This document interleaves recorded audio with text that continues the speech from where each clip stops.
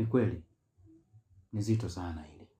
Unatakiwa upate muda wa kupumzika, kwa sababu kufa sio jambo la mchezo. Kwa mwanadamu kama mwanadamu, kwa jinsi tulivyoumbwa, ukisikia kabisa kuna mpango au njama ya kuweza kuuawa, lazima akili yako inakuwa haitulii. Kwa hiyo nachokuomba ni kitu kimoja tu. Kwa sasa naomba uniruhusu nikae hapa kwako kwa muda, ili nijue namna gani ambavyo na solve hili tatizo kwa utaratibu na kwa umakini wa hali ya juu, kwa sababu sio jambo dogo tena kama jinsi ambavyo nilikuwa nafikiria.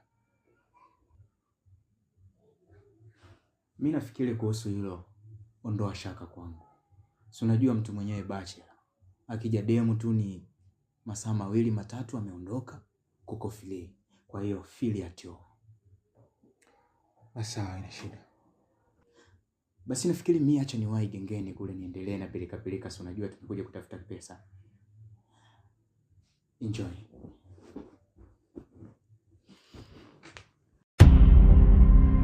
Bila